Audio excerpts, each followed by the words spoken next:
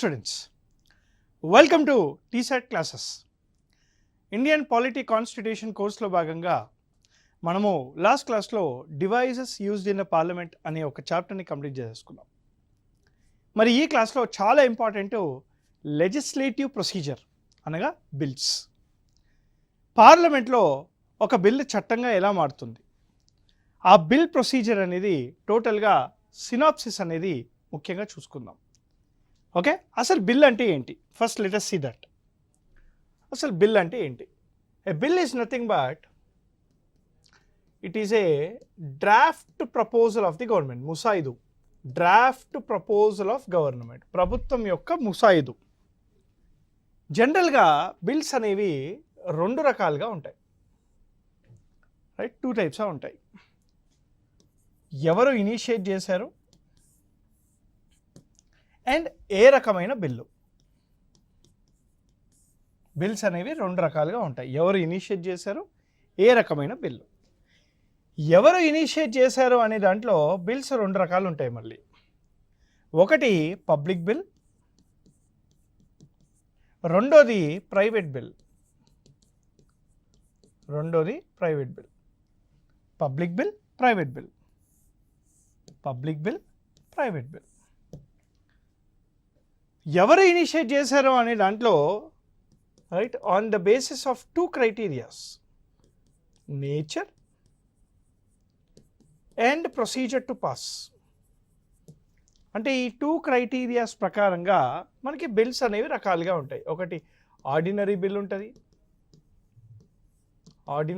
ఉంటుంది, రెండు financial bill type 1 ఉంటుంది, మూడు ఫైనాన్షియల్ బిల్ టైప్ 2 ఉంటుంది, 4 మనీ బిల్ ఉంటుంది, 5 రాజ్యాంగ సవరణ బిల్లులు కూడా ఉంటాయి, కాన్స్టిట్యూషనల్ అమెండ్మెంట్ బిల్ కూడా ఉంటుంది. మనకి ఆర్డినరీ బిల్ ఎలా పాస్ చేస్తారో తెలిస్తే మిగతావన్నీ ఈజీగా ఉంటాయి. దాని ప్రకారంగానే కంటిన్యూ చేసుకోవచ్చు. అది ఒక చార్ట్ రూపంలో చెప్తా. ఆర్డినరీ బిల్ అనేది డీటెయిల్గా చూసి మిగతావన్నీ ఒక చార్ట్ రూపంలో మనం చెప్పేయచ్చు. సార్, మరి పబ్లిక్ బిల్ అంటే ఏంటి, ప్రైవేట్ బిల్ అంటే ఏంటి? What is the meaning of a public bill and private bill? If a bill is initiated by minister ద్వారా ఒక బిల్లు ప్రవేశపెడితే దాన్ని పబ్లిక్ బిల్ అని అంటారు.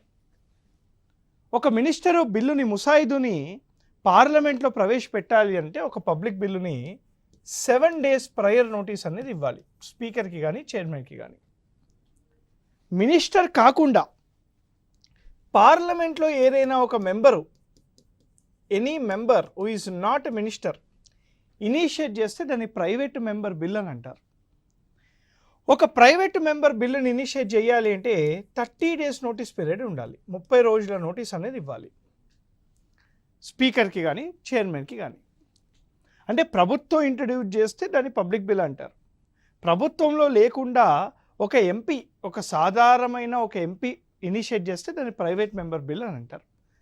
చాలా తక్కువ ప్రైవేట్ బిల్లులు పాస్ అవ్వడము, వెరీ వెరీ రేర్. పబ్లిక్ బిల్లులు పాస్ అవుతాయి. గవర్నమెంట్ ఇనిషియేట్ చేస్తుంది కాబట్టి ఆల్మోస్ట్ 90% బిల్లులు సింపుల్ మెజారిటీ రావాలి కాబట్టి ఈజీగా పాస్ అయిపోతాయి. మరి ఇక్కడ ఇంకోటి కూడా చూసాం కదా మనము, ఏంటది? Right, on the nature and procedure the bills are divided into 4 other types. ఇంకో 4 రకాలుగా డివైడ్ చేస్తాం మనం దీన్ని. ఏంటది? ఆర్డినరీ బిల్ అని, ఫైనాన్షియల్ బిల్ టైప్ 1 అని, ఫైనాన్షియల్ బిల్ టైప్ 2 అని, మనీ బిల్ అని, క్యాబ్ అని. అసలు దీనికి డిఫరెన్స్ ఏంటి? ఇప్పుడు ఫైనాన్షియల్ బిల్, ఆర్డినరీ బిల్ ఉంది, ఆర్టికల్ 107, 108లో రాసి ఉంటుంది దీని గురించి. ఫైనాన్షియల్ బిల్ టైప్ 2 ఉంది, టైప్ 1 ఉంది, article 117 class 1. Financial bill type 2 article 117 class 3. Money bill article 110, cab article 368. అసలు ఈ బిల్లులు ఎందుకు అలా డివైడ్ చేశారు? On what basis they are divided? దీన్ని ఎలా పాస్ చేయాలి? ఈ విషయాలు ఈ క్లాస్లో మనం తెలుసుకుందాం. ఆర్డినరీ బిల్లు ఒక్కసారి మీరు ఈజీగా నేర్చేసుకుంటే ఇవన్నీ బిల్లులు ఇంకా I don't think so this will become an headache for you. But అయినా అన్నీ ఇంపార్టెంటే. ఆర్డినరీ బిల్లుని పాస్ చేసే విధానము ఒకసారి చూద్దాం. నేను ఎప్పుడైనా బిల్లు అని అంటే అదే ఆర్డినరీ బిల్లు లేదా జనరల్ బిల్లు అని ఆలోచించుకోండి. వేరే బిల్లులు తర్వాత చెప్తాను. ఇప్పుడు అంటే దీంట్లోనే ఒక చార్ట్ రూపంలో చెప్తాను. క్లియర్? ఒక ఆర్డినరీ బిల్లు, దీన్నే జనరల్ బిల్ అని కూడా అంటాము. ఆర్డినరీ బిల్లు లేదా జనరల్ బిల్ అనేది మనకి 5 స్టేజెస్లో పాస్ చేస్తారు. It is passed in 5 stages. ఒక ఆర్డినరీ బిల్ లేదా జనరల్ బిల్లుని పార్లమెంట్లో 5 స్టేజెస్లో పాస్ చేస్తారు. దీని యొక్క వివరాలు ఎక్కడ రాస్తున్నాయి సార్ అంటే ఆర్టికల్ 107, ఆర్టికల్ 108 ఆర్డినరీ బిల్ లేదా జనరల్ బిల్ యొక్క విశేషాలు చెప్తుంది. మరి దీంట్లో వాట్ ఈస్ స్టేజ్ 1? స్టేజ్ 1 మనము లాస్ట్ క్లాసెస్లో ప్రెసిడెంట్ వీటో పవర్స్ చూసాం. దాన్ని ఇక్కడ లింక్ చేస్తాం మనం ఇప్పుడు. Stage 1, point number 1. An ordinary bill can be initiated as a public bill or a private bill. ఒక ఆర్డినరీ బిల్ అనేది ఒక మినిస్టర్ ఇనిషియేట్ చేయొచ్చు లేదా ఏ సాధారణమైన మెంబర్ కూడా ఇనిషియేట్ చేయొచ్చు. చాలా ఇంపార్టెంట్ సార్. ఒక ఆర్డినరీ బిల్ అనేది it can be initiated in Lok Sabha or in Rajya Sabha. ఇది లోక్సభలో అయినా ఇనిషియేట్ చేయొచ్చు, రాజ్యసభలో అయినా ఇనిషియేట్ చేయొచ్చు. అంటే లోక్సభలో ఇనిషియేట్ చేస్తే ఇది ఫస్ట్ హౌస్ అవుతుంది, అప్పుడు ఆటోమేటిక్గా ఇది సెకండ్ హౌస్ అవుతుంది. లేదు రాజ్యసభలోనే ఇనిషియేట్ చేస్తే ఇది ఫస్ట్ హౌస్ అవుతుంది, అప్పుడు ఆటోమేటిక్గా ఇది సెకండ్ హౌస్ అవుతుంది. అంటే లోక్సభ ఫస్ట్ హౌస్ ఉండొచ్చు లేదా రాజ్యసభ ఫస్ట్ హౌస్ కూడా ఉండొచ్చు అనమాట. సో ఎవరైనా ఫస్ట్ హౌస్గా ఉండవచ్చు. చాలా ఇంపార్టెంట్ సార్. ఒక్కసారి ఇనిషియేట్ చేశాక there will be first reading of the bill. ఈ ఫస్ట్ రీడింగ్లో ఏం జరుగుతుంది సార్ అంటే ఓ జనరల్ ఇంట్రొడక్షన్ ఉంటుంది. There will be a general introduction to the bill. ఎవరైతే ఇనిషియేట్ చేశారో వాళ్ళు జనరల్గా ఇంట్రొడ్యూస్ చేస్తారు. ఒక్కసారి జనరల్ ఇంట్రొడక్షన్ అయిపోయాక, first reading of the bill అయిపోయాక, ప్రిసైడింగ్ ఆఫీసర్, అది స్పీకర్ కానీ చైర్మన్ కానీ, ప్రిసైడింగ్ ఆఫీసర్ ఏ హౌస్లో ఇనిషియేట్ చేస్తే వాళ్ళనమాట. ప్రిసైడింగ్ ఆఫీసరు ఆ బిల్లుని పబ్లిక్ చేస్తారు for seeking public opinion. The bill is published in a gazette. ప్రజల యొక్క సూచనలు కావాలి కాబట్టి ఆ బిల్లుని పబ్లిష్ చేస్తారు in a gazette of the government అనమాట. ఇది ఫస్ట్ స్టేజ్లో ఏం జరుగుతుంది sir? The ordinary bill is initiated as both public are private bill. Ordinary bill అనేది లోక్సభలో కానీ రాజ్యసభలో కానీ ఎక్కడి నుంచి అయినా ఇనిషియేట్ చేయొచ్చు. First reading of the bill అనేది జరుగుతుంది బై పర్సన్ హూ ఇనిషియేటెడ్. అంటే దానిలో general introduction of the bill ఉంటుంది. అదేవిధంగా ఒక్కసారి జనరల్ ఇంట్రొడక్షన్ అయిపోయాక ఆ బిల్లుని గెజెట్ నోటిఫికేషన్లో పబ్లిష్ చేస్తారు, where you have public opinion. Now we have something called second stage.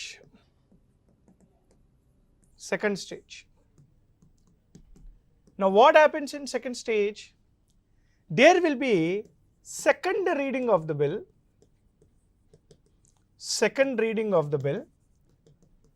clause by clause, డీటెయిల్డ్గా చర్చ జరుగుతుంది. వెరీ డీటెయిల్డ్గా జరుగుతుంది. అంటే అపోజిషన్ పార్టీ వాళ్ళందరికీ కూడాను, అపోజిషన్ పార్టీలో ఉన్న వాళ్ళందరికీ డౌట్లు వస్తాయి. వాళ్ళందరూ డౌట్లు అడుగుతూ ఉంటారు, క్లియర్ చేస్తూ ఉంటారు. సో చాలా క్వశ్చన్స్ అనేది రైజ్ చేస్తారు. ఒక్కసారి సెకండ్ రీడింగ్ అయిపోయాక చాలా ఇంపార్టెంట్, ఆ బిల్లును కన్సర్న్డ్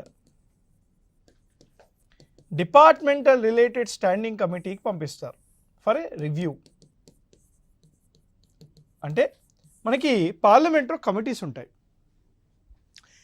ఎన్ని కమిటీస్ ఉన్నాయి సార్ అంటే 24 కమిటీలు ఉన్నాయి.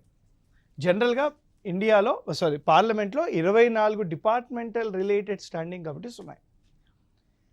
ప్రతి కమిటీ ఏదో ఒక మినిస్ట్రీతో లింక్ అయి ఉంటుంది. అంటే ఏ బిల్ అయితే ప్రవేశపెట్టారో ఆ కన్సర్న్డ్ డిపార్ట్మెంటల్ రిలేటెడ్ స్టాండింగ్ కమిటీకి రివ్యూ కోసం పంపిస్తారు. అంటే రివ్యూ ఏం చేయాలి, ఇక్కడ పబ్లిక్ ఒపీనియన్ ఉంది, అపోజిషన్ పార్టీస్ యొక్క ఒపీనియన్స్ ఉన్నాయి. సో ఇవన్నీ దృష్టిలో పెట్టుకొని వాళ్ళు ఫైనల్ రివ్యూ చేస్తారు. వీళ్ళు ఫైనల్ రివ్యూ అయిపోయాక థర్డ్ స్టేజ్లో the final draft is introduced again in the first house.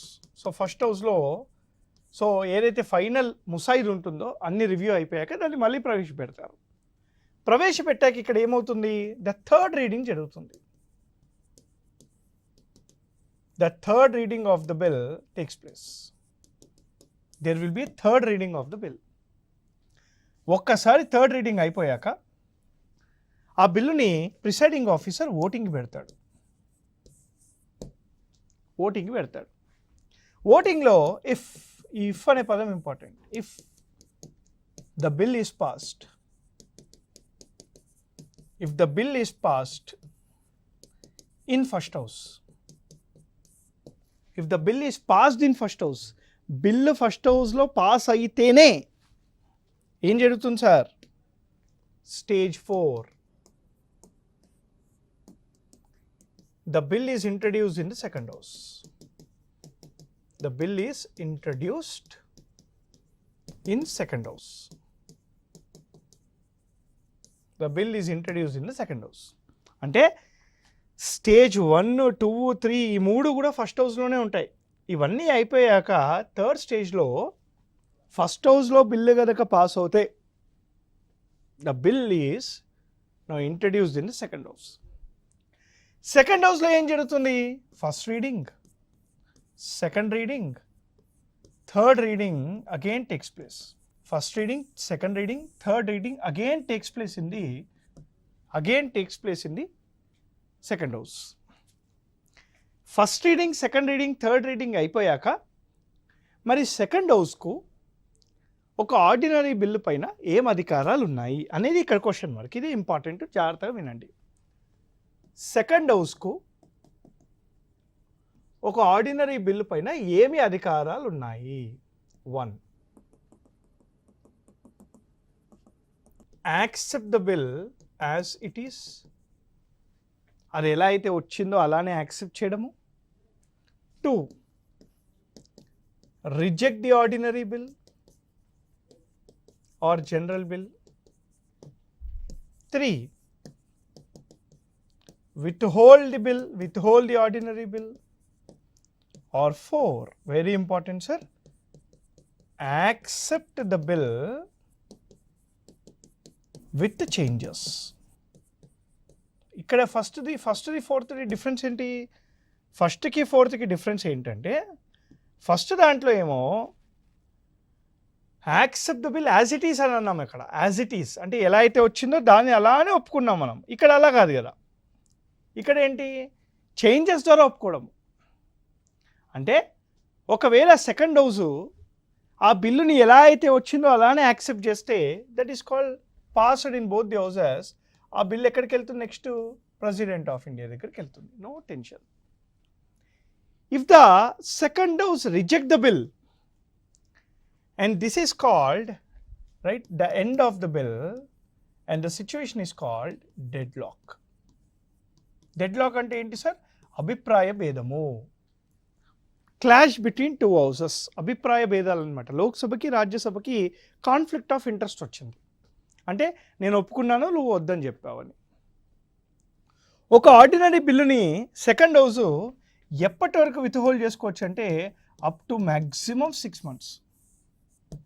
6 నెలల కంటే ఎక్కువగా విత్హోల్డ్ చేసుకోకూడదు ఒక ఆర్డినరీ బిల్ని. 6 నెలల కంటే ఎక్కువగా విత్హోల్డ్ చేసుకుంటే దాన్ని కూడా డెడ్ లాక్ అనే అంటారు. సార్ డెడ్ లాక్ ఉన్నప్పుడు ఏం జరుగుతుందో చూద్దాం. సో ఒక ఆర్డినరీ బిల్లు ఫస్ట్ హౌస్లో పాస్ అయ్యి సెకండ్ హౌస్కి వస్తే సెకండ్ హౌస్కి 4 ఆల్టర్నేటివ్స్ ఉంటాయి. దాంట్లో ఫస్ట్ వన్ ఏంటి సార్ అంటే యాక్సెప్ట్ ద బిల్. ఒకవేళ accept the bill as it is ఉంటే అది ప్రెసిడెంట్ దగ్గరికి వెళ్తుంది. రెండోది ఏంటి సార్ అంటే రిజెక్ట్ ద బిల్. ఒకవేళ ఆర్డినరీ బిల్లుని రిజెక్ట్ చేస్తే that is called the end of the bill and the situation is called deadlock. మూడోది ఏంటి సార్ అంటే withhold the bill for not more than 6 months. 6 నెలల కంటే ఎక్కువ విత్హోల్డ్ చేసుకుంటే దాన్ని కూడా డెడ్లాక్ అంటారు. నాలుగోది ఏంటి సార్ అంటే accept the bill with changes. ఒకవేళ second house first house pass చేసిన బిల్లుని చేంజెస్ ద్వారా ఒప్పుకుంటే ఆ బిల్లు మళ్ళీ ఫస్ట్ హౌస్కి వెళ్తుంది. ఇక్కడ ఫస్ట్ హౌస్కి 2 ఆల్టర్నేటివ్స్ ఉంటాయి. ఒకటి యాక్సెప్ట్ ది చేంజెస్ లేదా reject the changes. Second house ఇచ్చిన సూచనలు నచ్చాయి, యాక్సెప్ట్ చేసింది అనుకోండి సార్, దాన్ని that is called deemed accepted by both the houses and the bill will go to president of India. So no problem. So second house ఇచ్చిన changes first హౌస్కి నచ్చాయి, okay happy. Second house ఇచ్చిన changes first హౌస్కి నచ్చలేదు. అప్పుడు ఏమవుతుందంటే the primary bill ఏదైతే mother bill ఉంటుందో ఆ బిల్లు మళ్ళీ సెకండ్ హౌస్కి పంపిస్తారు. ఇప్పుడు సెకండ్ హౌస్ ఏం చేయాలంటే ఖచ్చితంగా యాక్సెప్ట్ మాత్రమే చేయాలి, యాక్సెప్ట్ ఓన్లీ. సో ఒకవేళ సెకండ్ హౌస్ ఇచ్చిన చేంజెస్ ఫస్ట్ హౌస్కి నచ్చితే deemed accepted by both the houses. ఒకవేళ సెకండ్ హౌస్ ఇచ్చిన చేంజెస్ ఫస్ట్ హౌస్కి నచ్చకపోతే అప్పుడు మదర్ బిల్ మళ్ళీ సెకండ్ హౌస్కి పంపిస్తే అప్పుడు సెకండ్ హౌస్ ఏం చేస్తుంది, యాక్సెప్ట్ మాత్రమే చేయాలి. గుర్తుపెట్టుకోవాలి సార్. ఇదంతా బాగానే ఉంది సార్, కానీ డెడ్లాక్ ఉన్నప్పుడు ఏమవుతుంది? In case of a deadlock under article 108, whenever there is a deadlock under article 108 of the Indian Constitution, President of India has the authority, right? President of India can ఈ can అనే పదం important, ఖచ్చితంగా కాదు, కావాలనుకుంటే. So president of India can initiate A joint sitting of the parliament. అంటే లోక్సభ రాజ్యసభ ఇద్దరూ ఉంటారు. The joint sitting of the parliament is presided by speaker of Lok Sabha ఉంటాడనమాట. ఇప్పటి వరకు ఇండియాలో 3 జాయింట్ సిట్టింగ్స్ జరిగాయి. లాస్ట్ జాయింట్ సిట్టింగు 2002 పోటా చట్టం మీద జరిగింది. 2002 ప్రివెన్షన్ ఆఫ్ టెర్రరిజం యాక్ట్ కింద జరిగింది. సో డెడ్లాక్ ఉంటే whenever there is a deadlock, President of India can under article 108 initiate a joint sitting of the parliament preceded by the speaker of the Lok Sabha to decide upon the bill. సరే ఇప్పుడు బాగానే ఉంది. ఇప్పుడు మనకి ఈ ordinary bill ఎలా pass చేయాలో తెలిసింది. మరి మీరు బిల్స్ చాలా రకాలని చెప్పారు కదా, రైట్? అది ఇంకో విషయం. ఆర్డినరీ బిల్ 4 stages కాదు కదా, 5 stages కదా. ఇప్పుడు స్టేజ్ 4 కంప్లీట్ అయిపోయింది. స్టేజ్ 5లో ఏం జరుగుతుంది? ఒక్కసారి బిల్లు 2 హౌజెస్లో పాస్ అవుతే స్టేజ్ 5లో the bill will come to the president of India. చట్టం అవ్వలేదు కదా ఇంకా. So president of India under article 111 can utilise veto powers. So ఇక్కడ ప్రెసిడెంట్ ఆఫ్ ఇండియా ఏం చేస్తాడు సార్ అంటే, ఒకటి యాక్సెప్ట్ చేయొచ్చు బిల్లుని, మీకు ఈ లాస్ట్ క్లాసెస్లో కూడా చెప్పిన. 2 అబ్సల్యూట్ వీటో అంటే reject the bill. 3 pocket veto అంటే ఏంటో తెలుసు కదా మీకు. పాకెట్ వీటో అంటే withhold the bill. And 4 suspensive veto అంటే right send back for reconsideration. So bill అనేది ఈ 4 ఏదైనా చేయొచ్చు. యాక్సెప్ట్ చేయొచ్చు, అబ్సల్యూట్ వీటో చేయొచ్చు, పాకెట్ వీటో చేయొచ్చు, సస్పెన్సివ్ వీటో కూడా చేయొచ్చు అనమాట. సో ఇది స్టేజ్ 5. ఇది బిల్, ఆర్డినరీ బిల్ పాస్ చేసే ప్రొసీజర్. మరి ఫైనాన్షియల్ బిల్స్, మనీ బిల్లు ఇవన్నీ ఎలా పాస్ చేస్తారు? మీకు ఇది ఒక చార్ట్ రూపంలో చెప్తా, ఓకేనా? ఇక్కడ బిల్స్ పెట్టుకుందాం. ఇక్కడ ఆర్టికల్. మూడోది ఏంటి సార్ అంటే, దీనికి యొక్క ఫస్ట్ హౌస్ ఏముండాలి? What is a first house? First sir president of India యొక్క ప్రేయర్ పర్మిషన్ ఉండాలా వద్దా? ఆ బిల్ ఇనిషియేట్ చేయాలంటే ప్రెసిడెంట్ ప్రేయర్ పర్మిషన్ కావాలా వద్దా? రెండోది సెకండ్ హౌస్ యొక్క అధికారాలు ఏముంటాయి? సెకండ్ హౌస్ యొక్క పవర్స్ అన్ని అధికారాలు ఉంటాయా, కొన్నే ఉంటాయా అదనమాట. విత్ హోల్డ్ ఎప్పుడు విత్ హోల్డ్ చేసుకోవచ్చు. Joint sitting of the parliament ఉంటుందా ఉండదా? Right, joint sitting of the parliament అనేది ఉంటుందా ఉండదా? Joint sitting of the parliament ఉంటుందా ఉండదా? And lastly president of India యొక్క వీటో పవర్స్ ఏంటి? ప్రెసిడెంట్ ఆఫ్ ఇండియా యొక్క వీటో పవర్స్ చూద్దాం. ప్రెసిడెంట్ ఆఫ్ ఇండియా యొక్క వీటో పవర్స్ చూద్దాం. ఓకేనా? సో ఏమేమి బిల్స్ ఉన్నాయని చెప్పే నేను మీకు గుర్తుందా sir? Ordinary bill, money bill, financial bill type 1, financial bill type 2, cab constitutional amendment bills. ఈ 5 రకాల బిల్స్ ఉంటాయి మనకి. Okay, so very important. ఈ చార్ట్ ఒక్కటి చూసుకొని వెళ్ళండి ఎగ్జామ్ ముందు. Ordinary bill article 107, 108. Ordinary bill యొక్క ఫస్ట్ హౌస్ లోక్సభ కానీ రాజ్యసభ ఏదైనా పర్లేదు. ప్రెసిడెంట్ ప్రైవేట్ పర్మిషన్ అవసరం లేదు సార్. సెకండ్ హౌస్కి ఆల్ పవర్స్ ఉంటాయి, అన్ని అధికారాలు ఉంటాయి. అంటే యాక్సెప్ట్ చేయొచ్చు, రిజెక్ట్ చేయొచ్చు, విత్ హోల్డ్ చేసుకోవచ్చు, పాస్ విత్ మాడిఫికేషన్ చేయొచ్చు. With hold up to 6 months. There is a provision of joint sitting.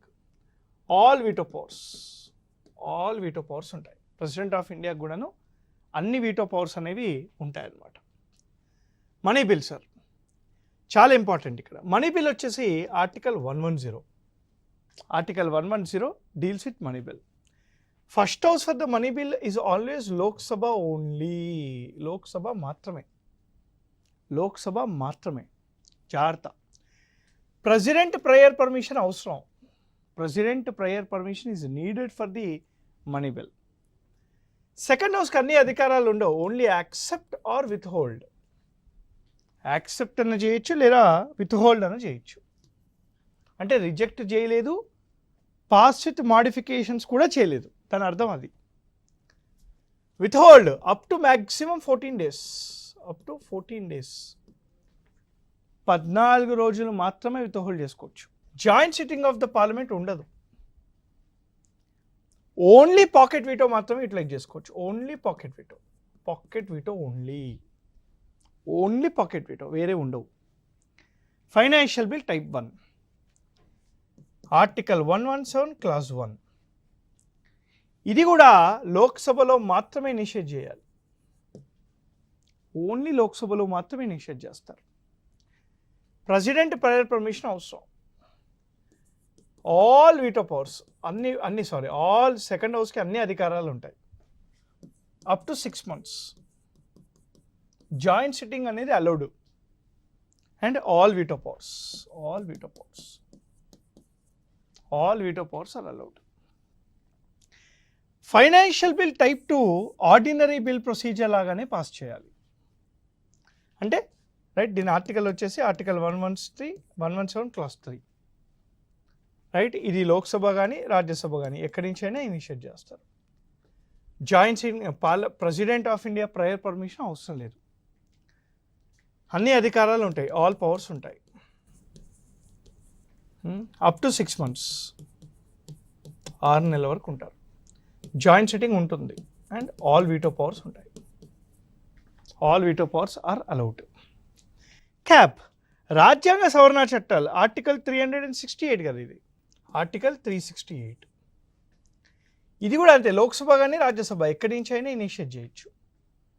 It can be initiated from Lok Sabha or Rajya Sabha. President private permission ఏం అవసరం లేదు. ఆల్ పవర్స్ ఉంటాయి. సెకండ్ హౌస్కి అన్ని అధికారాలు ఉంటాయి. ఇక్కడ ఇంపార్టెంట్ సార్, ఇండెఫినెట్ పీరియడ్.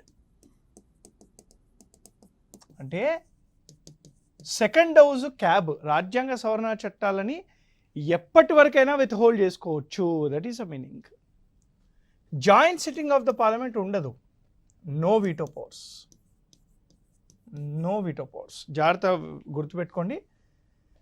రాజ్యాంగ సవరణ చట్టాల మీద 24వ రాజ్యాంగ సవరణ చట్టం 24th constitutional amendment act of 1971.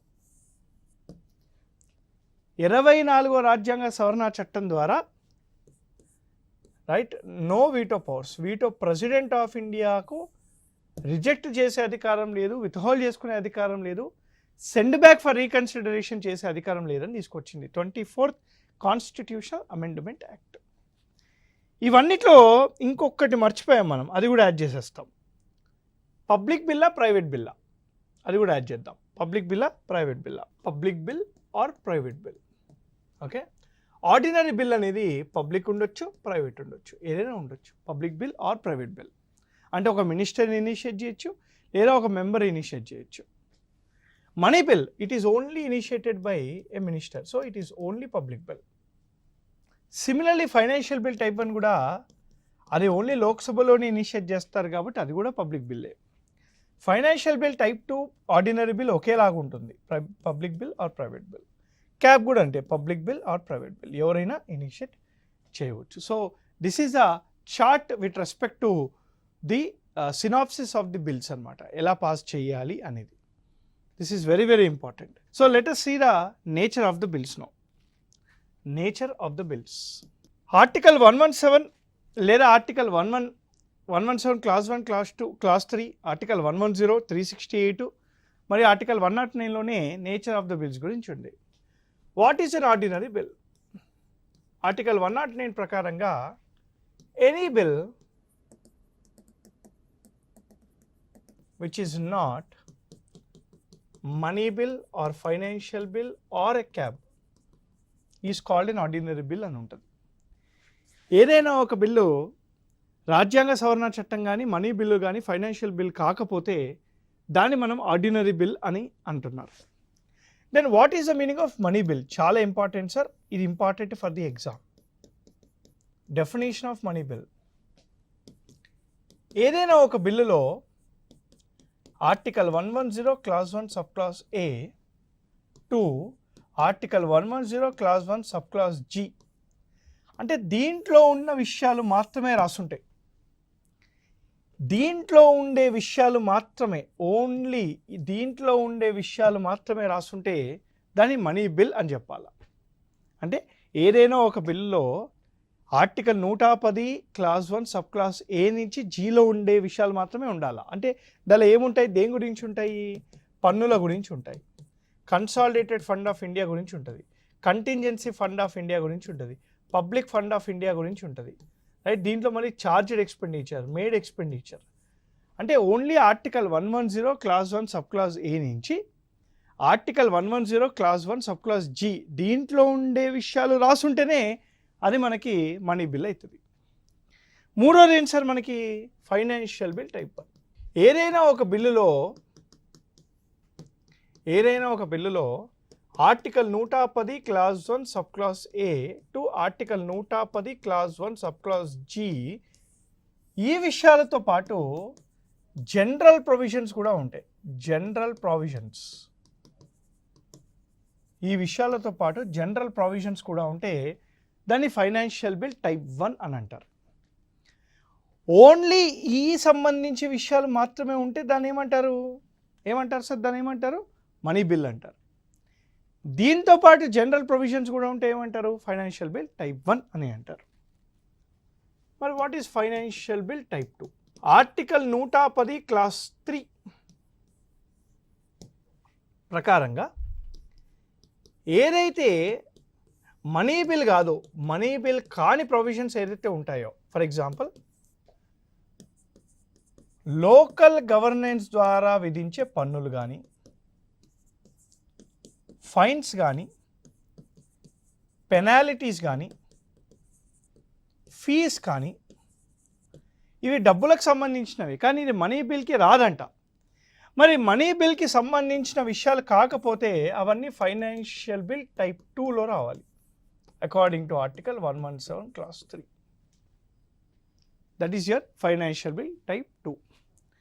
మరి what is the meaning of cab? రాజ్యాంగ సవరణ బిల్లులు అంటే ఏంటి? ఆర్టికల్ 368 ప్రకారంగా any bill initiated to amendment of the constitution of India, రాజ్యాంగాన్ని సవరించడానికి తీసుకొచ్చిన బిల్లులు ఏవైతే ఉంటాయో దాన్ని మనము రాజ్యాంగ సవరణ బిల్లులు అంటాం. అమెండ్మెంట్ అంటే ఏంటి? రాజ్యాంగంలో ఏదైనా యాడ్ చేయాల్సిన, రాజ్యాంగంలో ఏదైనా డిలీట్ చేయాలన్నా, రాజ్యాంగంలో ఏదైనా మాడిఫై చేయాలన్నా, అంటే you add anything or delete anything or modify anything in the constitution, that is called cab అనమాట. సో ఇది మనకి రైట్, ఇది మనకి bills in the parliament, bills procedure కానీ, బిల్ యొక్క నేచర్ కానీ, right. I hope you understood this. So this is your legislative procedure of the parliament. I'll see you guys again in my next class with another topic. Till then, thank you very much. Jai Hind. Keep learning.